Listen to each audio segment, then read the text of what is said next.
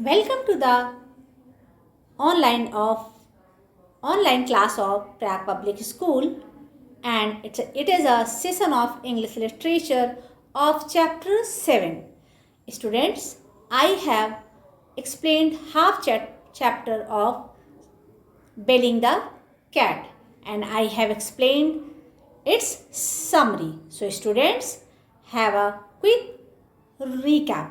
Okay, it's a story of mice and a big cat. Okay, mice were staying in an empty house, and they had fun and frolic there.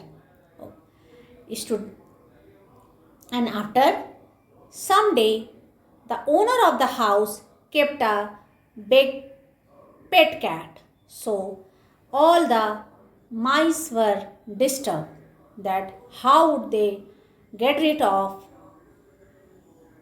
from the cat. So they made a plan. So have a look on it also. Student, it's a story of mice and a big cat. Mice were very disturbed because the cat attacked on them.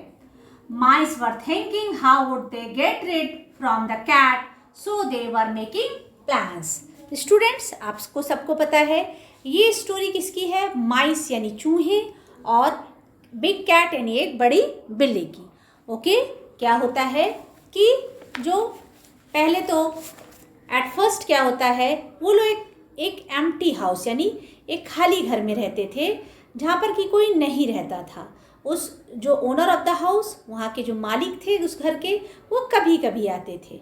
तो क्या होता था, वहाँ पे माइस की एक family रहती थी, एक चूहे की पूरी फैमिली रहती थी और वो लोग वहाँ पे बहुत मौज मस्ती करते थे.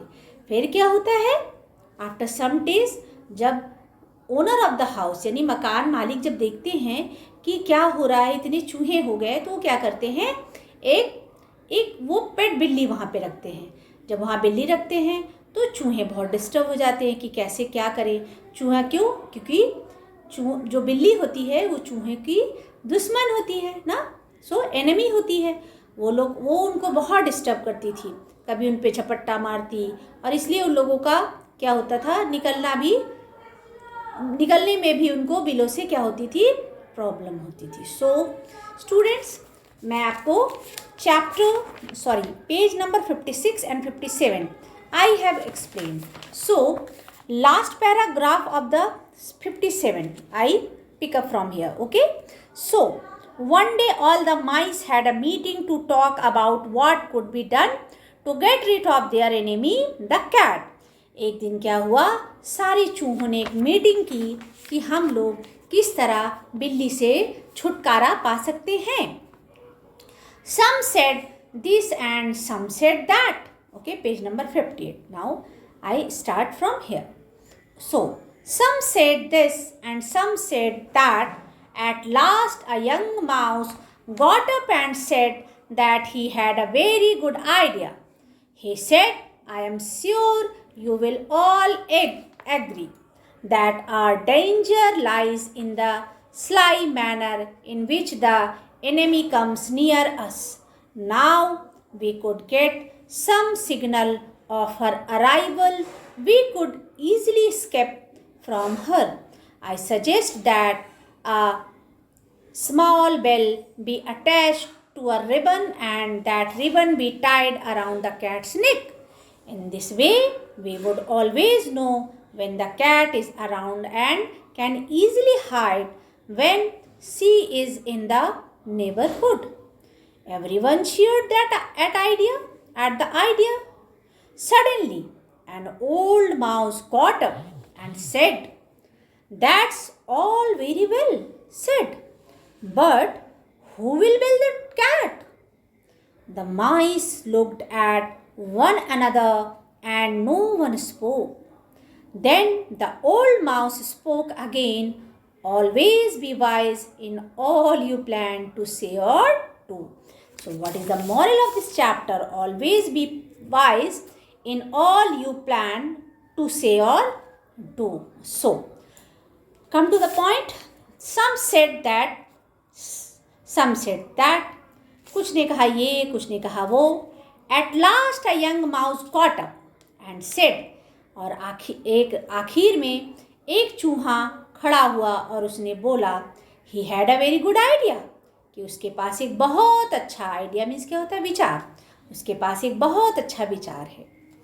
ही सेड, उसने कहा, I am sure you will all agree, उसने कहा मैं श्योर हूँ, श्योर मीन्स निश्चित, मैं निश्चित हूँ कि एग्री मीन्स क्या होता है, सहमत होना या राजी होना, मैं निश्चित हूँ, मैं श्योर हूँ कि आप सब इससे क्या होंगे, राजी होंगे।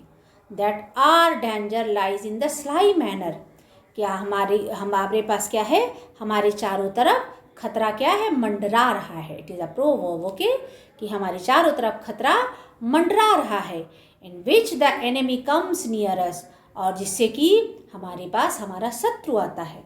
Now if we could get some signal of arrival, अगर सिग्नल मीन्स क्या होता है, संकेत, इशारा, we could get some signal, अगर हमें कुछ संकेत मिल जाए या इशारा मिल जाए, of arrival, ARRIVAL, arrival means पहुंचना, अगर हमें उसके पहुंचने का कोई संकेत या इशारा मिल जाए, we could easily escape, ESCAP, escape, escape means होता है बचना, वी कुड इजीली स्केप, हम उससे, फ्रॉम हर, हम उससे आसानी से बच सकते हैं। स्केप मीन्स क्या होता है, बचना।